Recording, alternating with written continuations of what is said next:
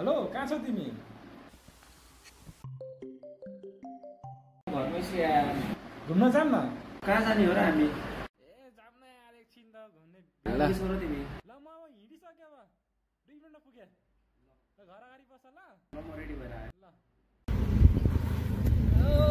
के छ? ल ओहो के छ सन्चै छौ?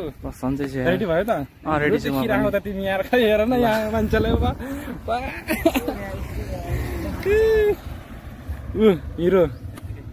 ल जाउँ है अब।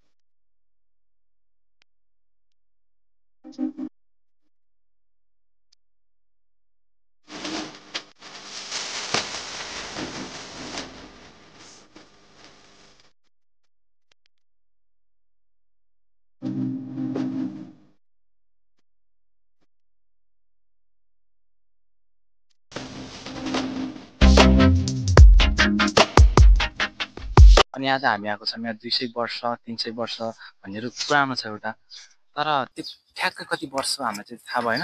अनि हामी चाहिँ एकजना स्थानीय बाजे बस्नु भएको छ, उहाँलाई सोध्दैछौँ है। ये रुखों में यहीं जन्म कर्म मरे हैं विलप हो।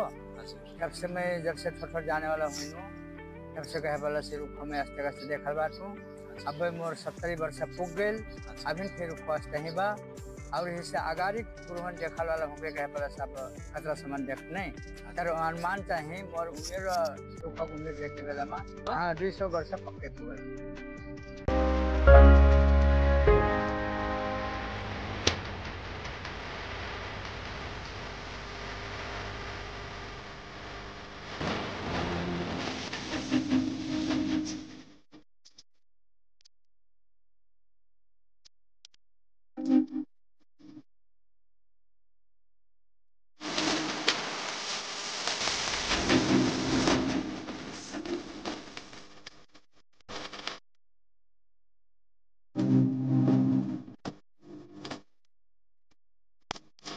फाइनली हामी ठाकुरद्वारा पुग्न पुगिसकेका छौँ। यो ठाकुरद्वारा छ, हाम्रो पछाडि छ यो टाइगर।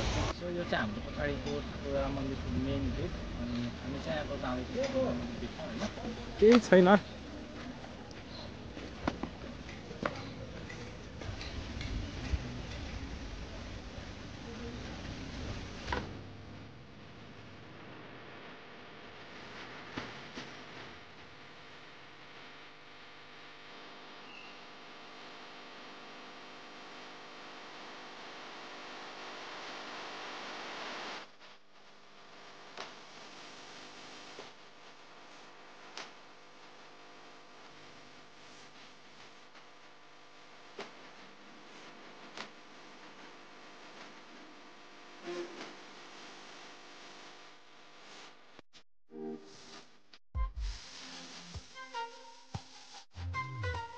सो फाइनली हामी चाहिँ अहिले आइसकेको छौँ ठाकुरद्वारा मन्दिरमा।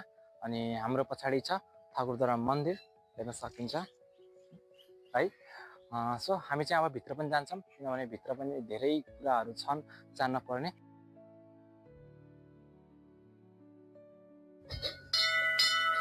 ल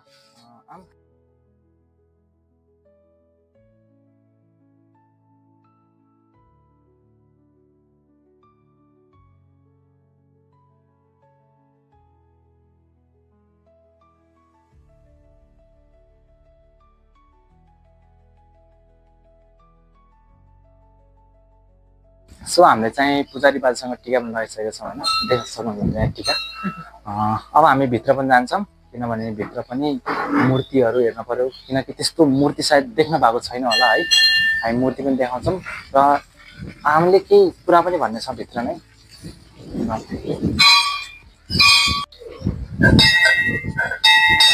अर्कै लाग्छ मलाई फेरि। सो हामी जान्छौँ।